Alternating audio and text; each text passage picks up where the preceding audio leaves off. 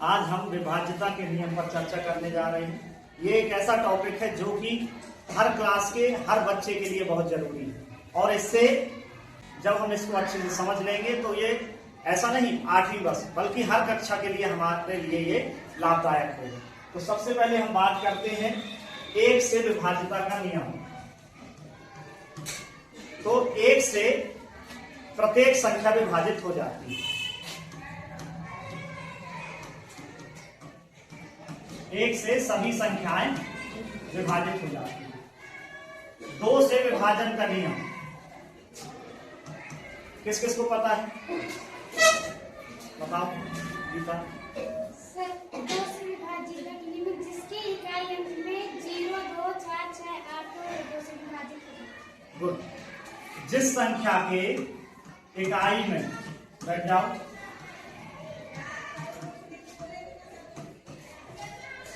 इकाई में 0, 2, 4, 6, 8 हो वह संख्या 2 से विभाजित हो जाती है।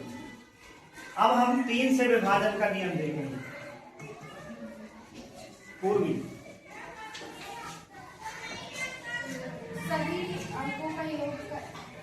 अंकों का योग करेंगे और उसको देखेंगे कि 3 की जगह में आता है।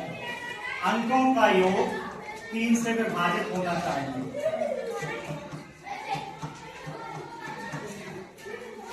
तीन से विभाजित हो।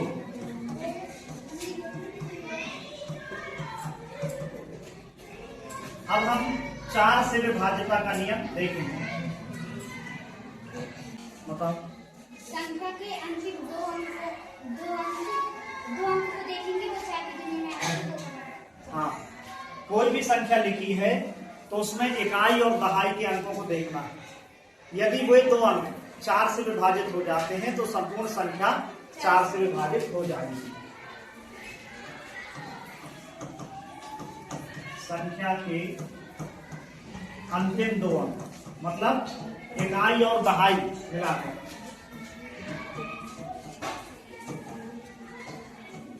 4 से विभाजित है।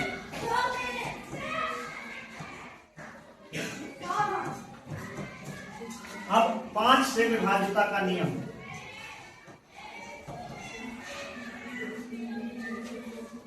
बताओ। संख्या की इकाई में 0 या 5। संख्या की इकाई में 0 या 5 होना चाहिए। ठीक है ना? अब इसके बाद 6 से विभाज्यता का नियम। 6 से कौन कौन सी संख्याएं विभाजित हो जाती है? महिमा बताओ। जो संख्या 2 या 3 दोनों से विभाजित हो जाए वह 6 से भी विभाजित हो। ठीक है। संख्या 2 और 3 दोनों से विभाजित हुई वह संख्या 6 से विभाजित हो जाएगी। 7 से विभाजन का नियम।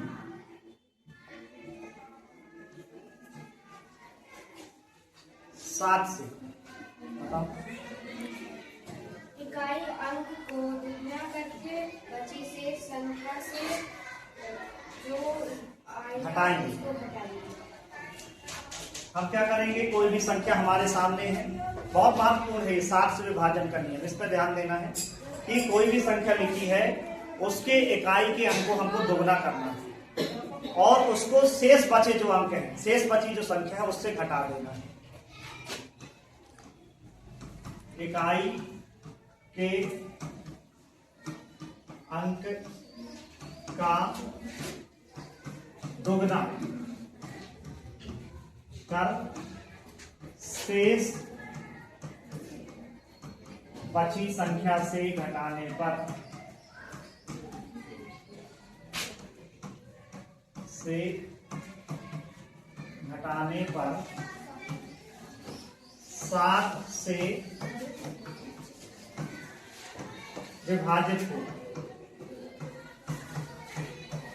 या 7 के गुणज हो, 7 के पहाड़ा में अगर संख्या आती है। इसको हम उदाहरण से भी समझेंगे।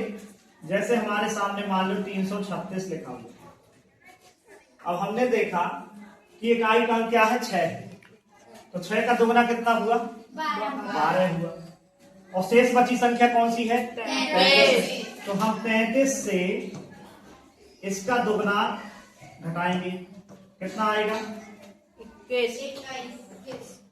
और 7 के पहाड़े में 21 आता है, अर्थात 7 से 21 विभाजित हो जाएगा। इसका मतलब यह है कि यह पूरी संख्या जो 336 हमारे सामने थी वह पूरी संख्या 7 से विभाजित हो जाएगी।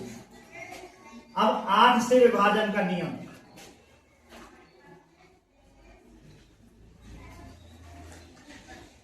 कौन बताएगा 8 से विभाजन का नियम? बताओ।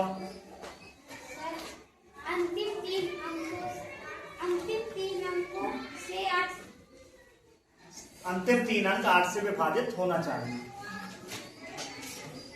कोई भी संख्या लिखी है, यदि हम उसके अंतिम 3 अंक अर्थात इकाई, दहाई, सैकड़ा से जो संख्या बन रही है वो 8 से विभाजित हो जाएगी, तो दी गई पूरी संख्या 8 से विभाजित हो जाएगी।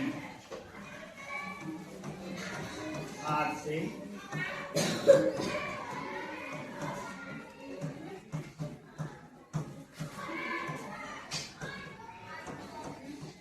अब इसके बाद है 9 से विभाजन का नियम।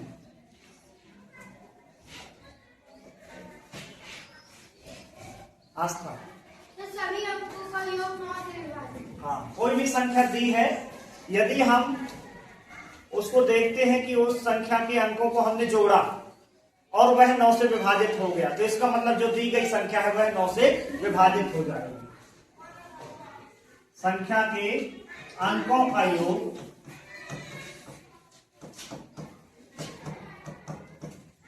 9 से विभाजित।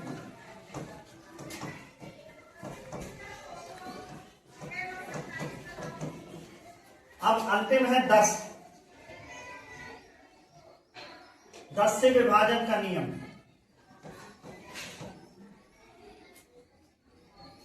बताओ। जिसकी इकाई में 0 इकाई में 0 हो,